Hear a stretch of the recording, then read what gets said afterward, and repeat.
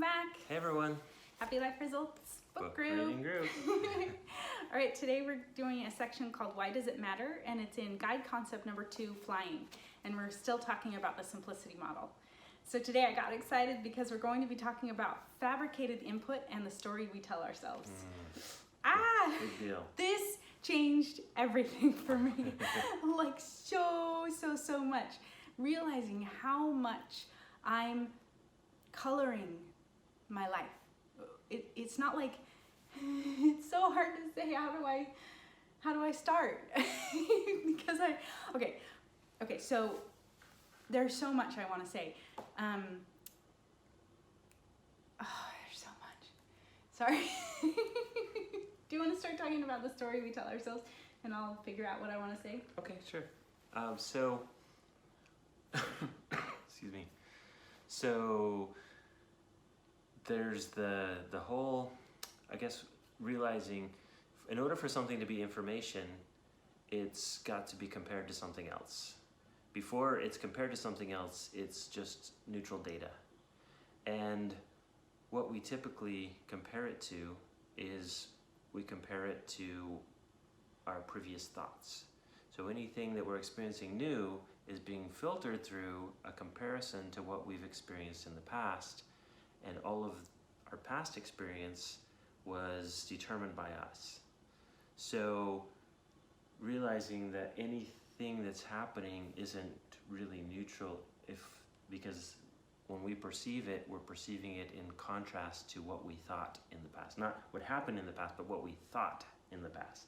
So all of our past thoughts are telling us what's happening now, in a way, because you're comparing it to. Is that too... No, I love that. Okay. I love that. So like, if you ever say something is big, it's because you're comparing it to what you expected or to other things. And if you say it's small, same thing. And so if you say this is a nice restaurant, what are you comparing it to? What is your past experience? And like, I remember when we were first starting out, a nice restaurant was very different than what it would be now. And also after traveling the world, a nice restaurant would be even, a different level.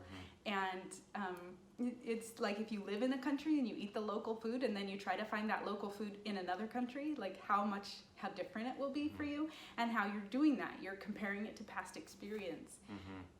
It's funny, this is, so in logic, there's a logical problem that basically says, so let's just say the giant ant. Let's say the giant ant is 3 centimeters tall. And so you say the giant ant is the tallest ant.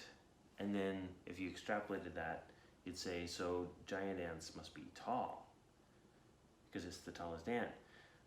But giant ants, 3 centimeters is not tall, so it's a logical fallacy to say giant ants are the tallest animal or something like that, so the context of ants changes whether or not it's tall. Like you're saying, the context of our life experience and how we interpreted our life experience. Actually, the interpretation of our life experience is coloring everything that's happening, and we're not trying to. That's the point, right? Yes, we're not trying to. Yes, it's instinctive. It's just, and the beauty of this idea, saying we're not trying to, helps us realize how much we accept the information as reality. That's just the way that it is. Yep, the lens is not the lens of what you think about what's happening. The lens just seems like it's reality. That's how things are. So what Stacy's describing, why that matters, is because in order for you to change your reality, one option is for you to change the way you fabricate that input. What's that instinctive response?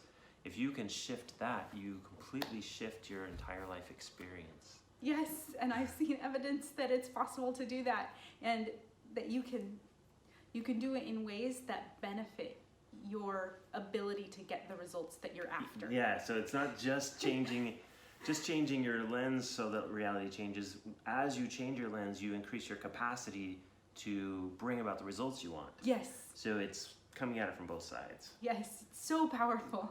It's so powerful, and it's fascinating too that when you get the change, it kind of feels like that's how it always was. it kind of changes, and you're like, well, this has always been easy for me. But if you think hard enough, you're like, oh yeah, at the beginning there was a learning curve, and we a lot of times forget how challenging or different something is at the beginning than it is now.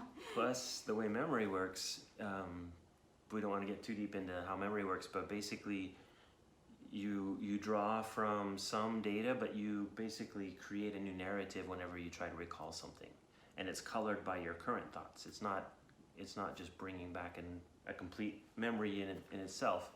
Yeah, there's studies that show it fires in different parts of the brain when you recall something, because you're actually recreating the memory to bring it up. Yes. It's not some facts that are stored somewhere in your brain. You recreate it.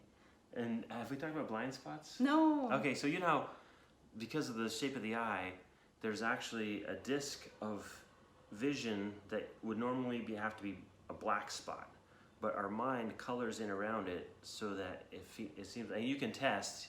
Google a video on how to find your blind spot.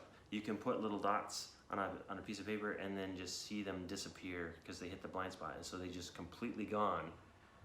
But our brain is so capable of filling in a narrative that makes sense visually, but not just visually. In everything that's happening, we're filling in what we think the meaning is and what we think it tells us, and when we think backwards, we fill in the same narrative to fill in the gaps of what we actually remember and what we don't remember. And so what happens if you shift the way you view reality now and you look back, it's going to change everything that happened in your past as well, because you're going to see it through your current lens instead of how you used to see things. So we're not just talking about changing what happens now and in the future, we're also talking about changing everything that you've already experienced.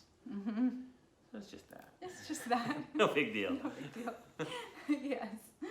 Yeah, I think that's good for today. We'll talk more about it tomorrow because we'll still be in the simplicity model. So see you tomorrow. See you tomorrow. Bye, guys.